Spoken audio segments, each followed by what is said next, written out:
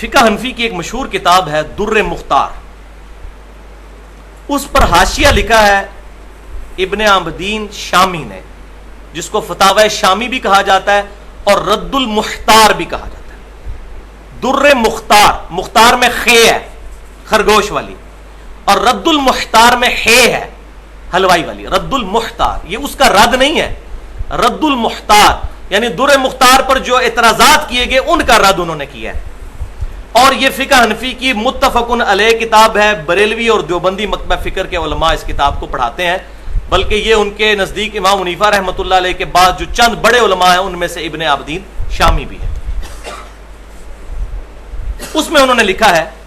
کہ جب مؤذن کہے اشہد ان محمد الرسول اللہ تو انگوٹھے چوم کر آنکھوں کو لگائے جائیں اور پڑھا جائے قرۃ عینی بک یا رسول اللہ، اے اللہ کے رسول آپ میری آنکھوں کی ٹھنڈک ہے۔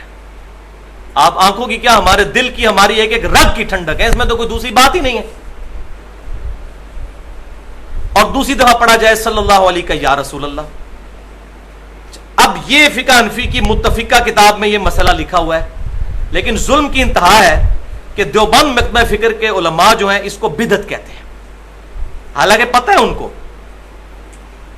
کہ یہ ہماری کتاب میں لکھا ہوا ہے، لیکن چونکہ بریلوی کرتے ہیں وہ ضد میں آگے ہوئے ہیں، وہ کہتے ہیں نہیں جی وہ تو ضعیف روایتیں ہیں، تو خود پوری فضائل اعمال سوائے چند حدیثوں کے ضعیف ہے، تو وہاں کہتے ہیں جی ضعیف حدیث فضائل میں لے لینی چاہیے، تو فضائل میں انگوٹھے چومنے والی حدیث بھی پھر لینی چاہیے، یہ 2 نمبر پالیسی تو نہ رکھیں، وہ بریلوی چومتے ہیں اس لیے نہیں لینی۔ یہ ساری فرقہ واریت کی لعنت ہے۔ فضائل اعمال کا دفاع کریں گے جی ضعیف حدیث فضائل میں ہے، تو بھائی اس کے فضائل میں کم از کم 5 حدیثیں ہیں، چلے ساری ضعیف ہیں لیکن آپ کے لیے ایکسیپٹیبل ہے۔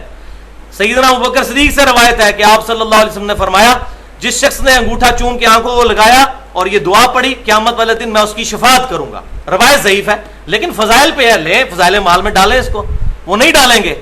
کیونکہ بریلوی کرتے ہیں، بریلویوں سے ان کی دشمنی ہے۔ مسئلہ کتاب و سنت کو ماننا نہیں، مسئلہ ہے فرقہ واریت۔ تو ہم کہتے ہیں ایک اصول رکھیں، روایت اگر ضعیف ہے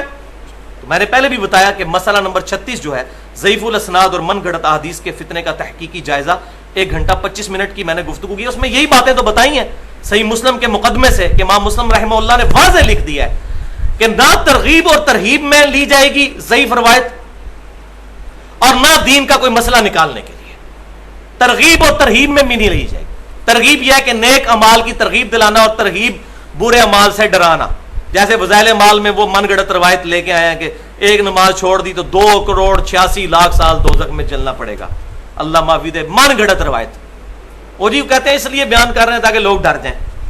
تو صحیح مسلم کے مقدمے میں واضح یہ چیز موجود ہے، یہ آج ہماری باتیں نہیں ہیں، یہ صرف کتاب و سنت کے منہج پر چلنے والے لوگوں کی باتیں نہیں ہیں، یہ شروع سے باتیں لکھی ہوئی ہیں۔ اب صحیح مسلم کسی نے کھول کے پڑھے تو تب پتہ چلے نا کہ اس کے مقدمے میں کیا لکھا ہوا ہے۔ لہذا یہ انگوٹھے چومنے پہ بھی حدیثیں موجود ہیں، اور سلسلہ احادیث ضعیفہ جو ہے شیخ البانی رحمہ اللہ کا، اس میں 73 نمبر حدیث ہے، اس کی وہ سند لے کر اس پہ انہوں نے پوری بحث کی ہے۔ ایون خود امام ابن جوزی رحمۃ اللہ علیہ جنہوں نے الموضوعات کبیر یعنی بڑی بڑی من گھڑت حدیثیں، ان میں بھی اس روایت کو لے کر آئے ہیں۔ ابن جوزی وہ ہیں جو اہل سنت کہلوانے والے تینوں گروہ بریلوی، دیوبندی اور اہل حدیث، ایون اہل تشیع بھی ان کو محبت سے دیکھتے ہیں، کیونکہ انہوں نے مشہور واق کتاب لکھی تھی کہ یہ اس سرکش کا رد ہے جو یزید کو برا نہیں کہتا۔ یہ 6 صدی ہجری میں ہے، 8 سے 900 سال پہلے۔ اس کتاب کا الحمدللہ بھی ایک دیوبندی عالم نے ترجمہ کر دیا ہے، اور میں نے وہ کتاب منگوائی ہے، زبردست کتاب ہے۔ اس میں انہوں نے صحیح سند کے ساتھ یزید کے بارے میں جو ائمہ اہل سنت امام احمد بن حنبل، امام شافعی، امام مالک، ان کے اقوال جو ہیں وہ ساری کی ساری چیزیں جمع فرمائی ہیں۔ تو ابن جوزی نے بھی لکھا کہ یہ من گھڑت روایتوں میں سے ہے۔ اچھا، علامہ سخاوی جو بہت بڑے ایک صوفی بزرگ ہیں، القول البدیع درود شریف پر ایک اتھینٹک کتاب صوفیوں کے ہاں اس کو مانا جاتا ہے، انہوں نے بھی لکھ دیا کہ یہ من گھڑت روایت ہے، یہ انگوٹھے چومنے والی،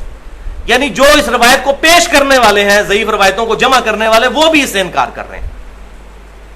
لہٰذا ہم اگر کسی بیچارے کو نہیں پتا اور ضعیف روایتوں کی بنیاد پر وہ انگوٹھے چومتے ہیں، ہم اس کو بدتی نہیں کہتے، پیار اور محبت سے اس کو سمجھانا چاہیے، فتویٰ بازی سے بچنا چاہیے۔